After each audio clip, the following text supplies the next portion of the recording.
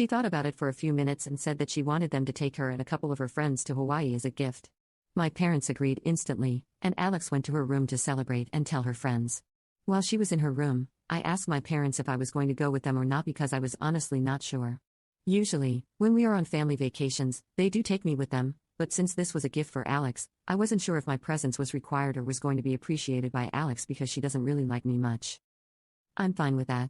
I'm not really a fan of her either because, even though we are twins, she's very different from me. She's spoiled, arrogant, and mostly really disrespectful to everyone, and nobody who went to school with us likes her. It's just her gang of cronies who seem to think she's perfect, but I think it's just because they are just like her as well. Anyway, when I asked my parents if I would be coming along with them, they had to think about it for a while.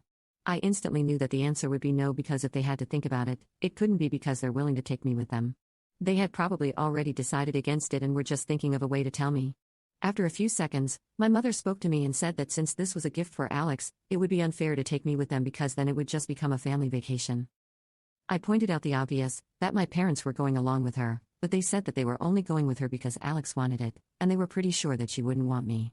Even they were aware of the fact that we didn't really get along. After that was made clear to me, there was nothing more to say, so I went back to my room. I just felt bad for myself because, even though I have not achieved anything great academically, I think a football scholarship was worth a celebration as well. But my parents did not seem to care about me or my achievements, and on top of that, they were willing to leave me home alone for the entire week while they were gone and Alex would get to celebrate with her friends in Hawaii. I was miserable for one full day until I realized that my family being gone for 1 week would mean that I would have the house to myself and could do whatever I wanted. So that made me feel a little less upset, and I decided I was going to make the best of the situation. While they were preparing for the trip, it felt like everyone had completely forgotten about me, and that was not a feeling that I was exactly used to, but it really stung. On the day that they were leaving, my parents told me to take good care of the house, and at least they said goodbye to me, but my sister did not even glance at me and just laughed. None of this was surprising behavior coming from her, so you guys can imagine how bad my relationship with her is.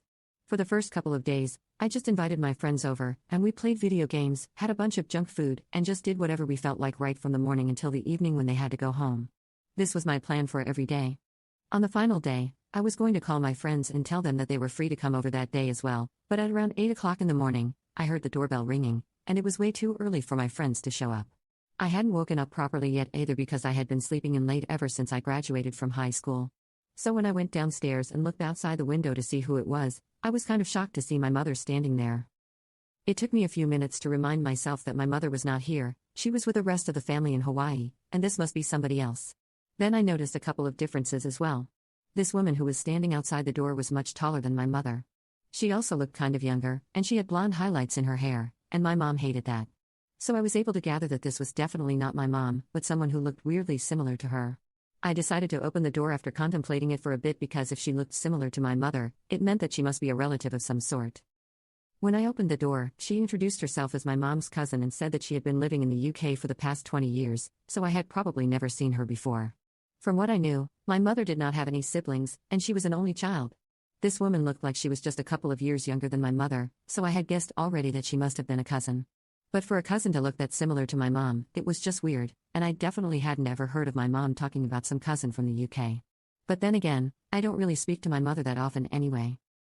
I invited her in, but I made sure to tell her that my parents were not home because I was certain that she had come to see them and not me. To my surprise, she told me that that was fine because she hadn't come to see them. She had actually come to see me and my sister. That was another shock for me because I couldn't imagine what she wanted to do with me and my sister. But anyway, I had to tell her that I was the only person who was home when my sister was away. She seemed a bit upset when I said that and asked me where the rest of them were. So I decided to be honest with her because her face just seemed like she could be trusted, and I told her the truth. Like most other people, she was also shocked when she found out that my family had left me back home alone and had taken a trip to Hawaii with my sister to celebrate her high school graduation, even though I had also graduated at the same time. I kind of tried to downplay how terrible I had felt because I didn't want to make it seem like I was complaining to her since I didn't want my mother to yell at me for spilling the beans about our family to her cousin when they came back. She told me how sorry she was and said that she could understand how I felt, so she wanted to give me a gift. Then she took out her checkbook from her purse and wrote me a check but asked me to fill in the amount. This was the first time that anything like this had ever happened, and I was shocked. So I told her that I couldn't let her do that because I just couldn't accept money from her. We went back and forth on that for a couple of minutes, and then she just said that she was going to fill in the amount that she wanted to give me and wrote me a check for $50,000. I insisted that I couldn't accept that from her because it was a huge amount, something that I couldn't even imagine, but she told me that she just wasn't going to hear it and I had to accept it.